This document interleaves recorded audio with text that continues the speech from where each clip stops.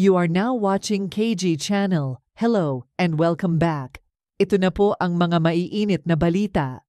Nagbahagi ng personal na nararamdaman si Alden para kay Catherine. Deep and special yan ang naging sagot ni Alden Richards sa kanyang nararamdaman para kay Catherine Bernardo sa kanyang naging interview sa Fast Talk.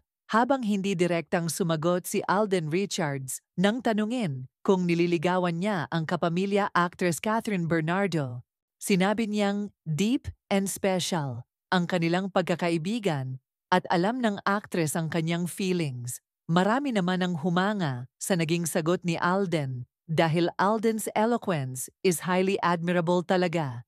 Hinangaan din siya dahil sa kanyang work ethics, sa pagiging family-oriented, kagaya ni Catherine, and his values in his life and God-fearing man.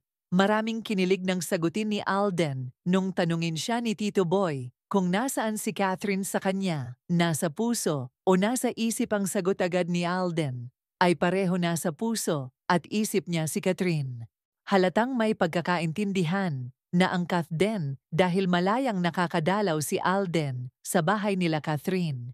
Sinabi rin niya na hindi niya minamadali si Catherine, pero inamin niya na alam ng kapamilya aktres ang kanyang feelings para sa kanya. Sa diretsahang tanong ni Tito Boy Abunda kung nanliligaw ba siya kay Catherine Bernardo, ito ang naging sagot ni Alden Richards.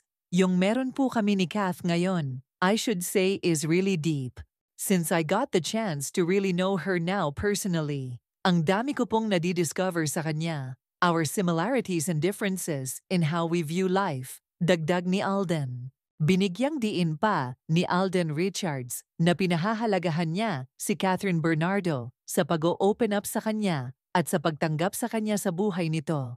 Ikinagagalak din niyang makilala ang pamilya ng aktres at sinabing mainit ang pakikitungo nila sa kanya. Natanong din ni Tito Boy kung alam ni Catherine ang kanyang intention as a friend for her, at ito ang sagot ni Alden. Opo, siguro ngayon, ayokong madaliin kung anuman yung pinagdadaanan naming dalawa, sabi ni Alden. I think she has all the time in the world now that she has been able to try new things, dagdag ng kapuso aktor.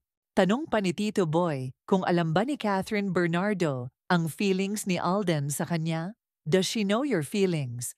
I think so po, sagot ni Alden. The friendship po that we have right now is deep and special. Natanong din ni Tito Boy Abunda kung nasaan si Catherine ngayon, sa kanya kung nasa puso ba niya ito o nasa isipan. Ang mabilis na sagot ni Alden, syempre po, nasa pareho. Samantala, now showing na ngayon ang Hello Love Again at maraming mga positive reviews na mula sa mga netizens. Ilan lang ito sa mga napakomment nang mapanood ang pelikula ng Catherine na Hello Love Again. Love is never perfect. It has its ups and downs, challenges and sacrifices, and this movie beautifully captures what we're willing to do for the ones we cherish most. The story dives into the real struggles of choosing between our dreams and what brings true happiness to our hearts. It's about deciding where home truly is, with the things we've always wanted, or the people who make us feel whole. Watching Joy and Ethan's journey remind us that love often demands tough choices, and sometimes the hardest choice is between the life we've envisioned and the person who feels like home. Yan ang lalaki. Gustong-gusto ko, sagot ni Alden. Nasa isip at nasa puso si Catherine. Bagay at pareho silang family-oriented. Alden is really a career and family-oriented. A very loving son. Grabe, swerte ang magiging misis at mga anak niya sa malapit na hinaharap. Ilan lang yan sa mga magagandang comments nila sa movie at sa naging interview ni Alden with Boy Abunda.